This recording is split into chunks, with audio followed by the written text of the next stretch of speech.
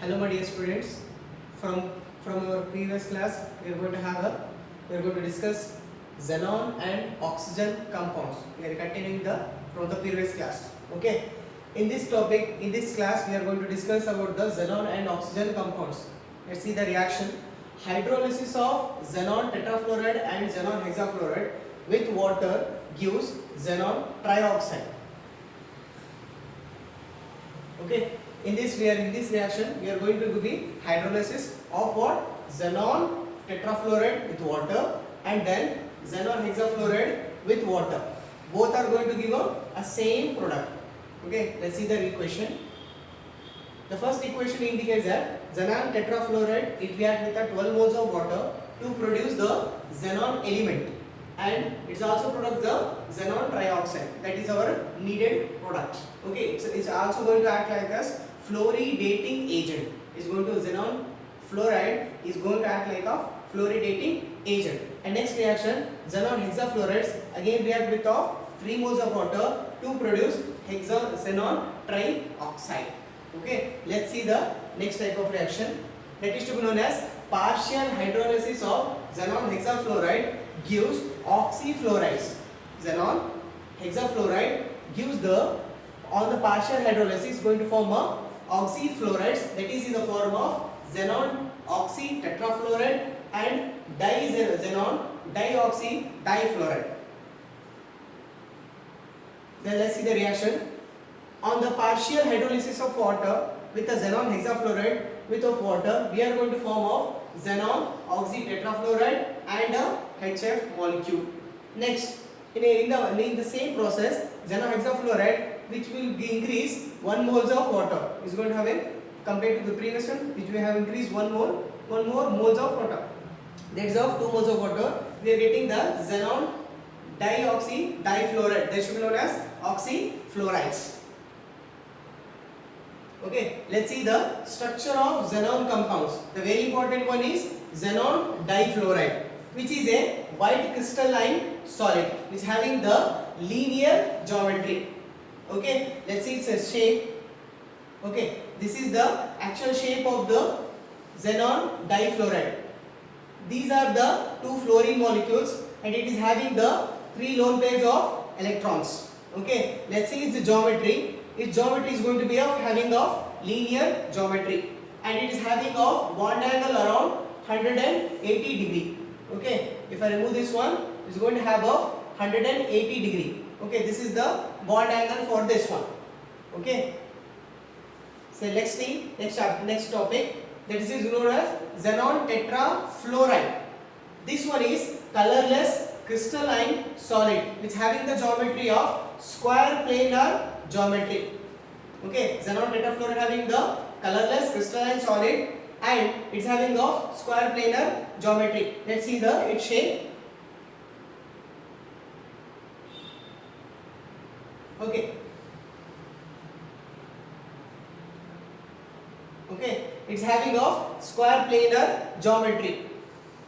If you make like this, it's having like geometry like this. It's having 2 lone pairs electron. This is a fluorine, fluorine, fluorine, fluorine. Its the middle part is of xenon.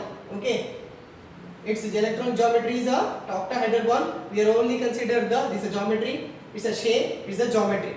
Okay, we require only what? Geometry only. Its bond angle is of around. It's having around 90 degree. Okay, it's having the square planar geometry is having a 90 degree. Okay, let's say next molecule. The next molecule is our xenon hexafluoride, which is a colorless solid having geometry of distorted octahedral geometry. In the middle part is having the xenon and it is having only 1 lone pairs of electrons, with the fluorine having 1, 2, 3, 4, 5, 6. It's having geometry of distorted octahedral geometry. Let's see next molecule, that is xenon oxy tetrafluoride. It is having a colorless volatile liquid and its geometry is going to having a square pyramidal geometry. In this case, the xenon is central position. It's having 1 oxygen, that is with the double bond. It's also having a single lone pair of electron and it is coordinated with the 4 fluorine molecules. And next one is xenon trioxide. In this, it is a colorless explosive solid. Okay, it's having the geometry of pyramidal geometry. Let's see the shape of it. Xenon is bonded with of 3 molecules of oxygen with of single lone pair of electron. These are the important structure which will be required. And there is a assignment here. You should write the hybridization of these following molecules. And next point is last our discussion of this chapter, P block chapter, is of uses of noble gas. Okay, let's see one by one use. Helium gas is filled in balloons for meteorological observation. Why this gas is filled in the balloons which are known as hot air balloons? They are going to be filled up. Okay, and one more thing is around 2 to 3 years back, Google launched a project is called Google Loon project. In some places they are going to provide the internet facility. For that they use these balloon gas. Why they are using helium gas only? Why? Because it is of inert gas, definitely due to the octet configuration, due to the duplet configuration, and helium also is a lightest gas. That's why they use in the filling the balloons. This is the use of the first helium gas. And helium gas is used in cooled nuclear reactor. It is used to cool the nuclear reactor reaction. Why? Because it is of inert gas. That's why it's going to be having a use in the cooling the nuclear reactor. Okay. The third is used. Helium gas is used in diving apparatus. Usually in our daily life we use the diving apparatus with the having of oxygen diving machine. In that we are mixing the helium gas with the oxygen gas. Both the gases are used in the diving purpose, in the mountaineering and scuba diving purpose. They are going to be use this one.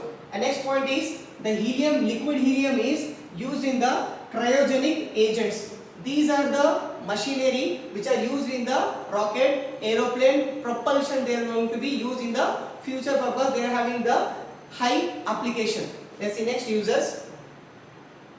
Next, helium used to make the powerful magnets. The helium gases are used as to provide the powerful magnets in NMR spectroscopy, and in what you mean by NMR, nuclear magnetic resonance spectrophotometers. They are going to be used the helium gas. And next we are also used in the MRIs. What do you mean by MRI? MRI means magnetic resonating imaging.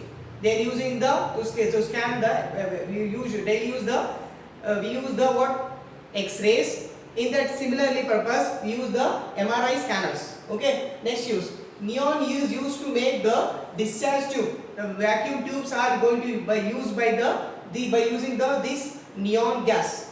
Next, argon gas is used to provide the inert atmosphere in the normal organic instrumental reactions. Okay, there organic is used. And next use is neon and argon are used in the bulbs. Usually incandescent bulb, fluorescent bulbs are used.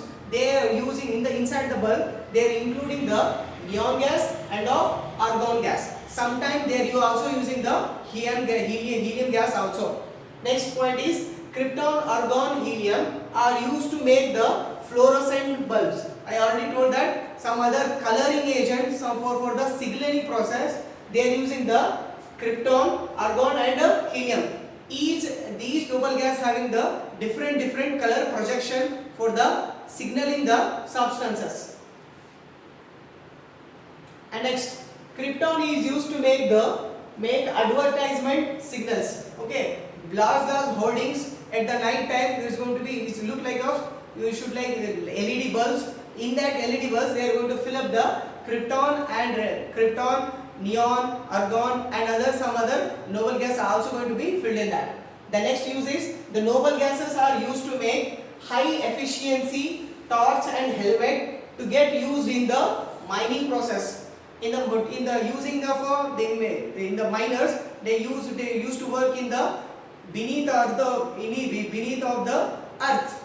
They have to make some lightnings. For that purpose, they have the gas which should be used in the helmet, that should be of inert one, lightweight one to carry out to get a clear picture from in front of it. That's why they are using the noble gases. Okay, noble gases are used to make the torch and the helmets for especially for the miners which are in their life. Okay. So far we have discussed about now we have completed our P block elements. From Monday onwards I will provide you the assignments for the assignment and provide you some questions to solve it. Thank you.